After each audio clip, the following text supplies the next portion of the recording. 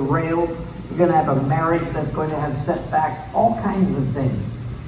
But there's a fiery cauldron that God sometimes allows us to go through because he wants us to learn something. I don't know what it is, and you won't either. But suffer according to the will of God. Fall on your knees. There's sometimes God causes suffering in my life because he is putting me back on the right path for the calling. You see, sometimes we think joy is having someone else's position.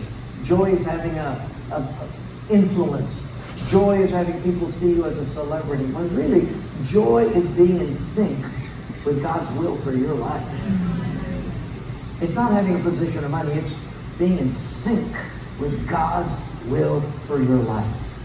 Whatever that may be. And sometimes we start going off the rails because I start comparing myself to somebody else. The Lord says, no, that's not my will for your life. This is. And that's where joy comes from. I remember I was probably 3 years into the ministry here, about 1997 or so, and a friend of mine called me from Scottsdale, Arizona, and he said, Wayne, there's a major recession going on right now, and you can buy property here for a dime on the dollar.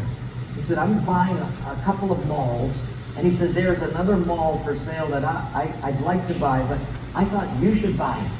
And he told me the price, and I thought, what? No way. That's right. And he was a real estate guy. He says, I'll help you. Now, let me back up a little bit. About a year prior to this, I said to the Lord, if you see me going off the rails in any way, morally or otherwise, hit me with a 2x4. And if need be, a wrecking ball should follow. And if need be, kill me. Because I don't want to go off the rails like we've seen many other leaders do. And it ruins the generations after me, the legacy that I would like to leave. Lord, please, please, please. Fast forward back, I said, do it, dude. I'm ready. And it would be a multi-million-dollar deal for just a couple of $100,000 to get in. And so I thought, do it. And so he started the paperwork. But you know, that night, I got to bed and I got so sick, I could not breathe. I couldn't get out of bed even to get a drink of water. Something happened. I was absolutely sick. I was depleted, totally fatigued. I didn't know what was going on until I slipped out and got on my knees and I said, Lord, what is it? What is it? And the Lord spoke to me and said, not every opportunity is from the throne. Do you remember in the Mount of Temptation?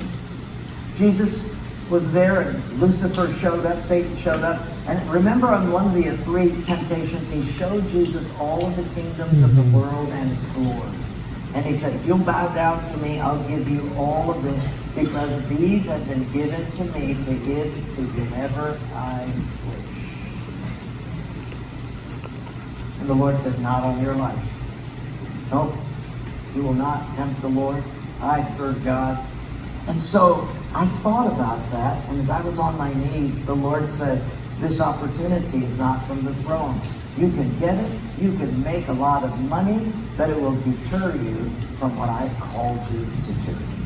You will be out of sync with my will for your life. Let me tell you one thing that's worse than serving God poorly. One thing that's worse than doing the will of God poorly is doing what is not the will of God excellently.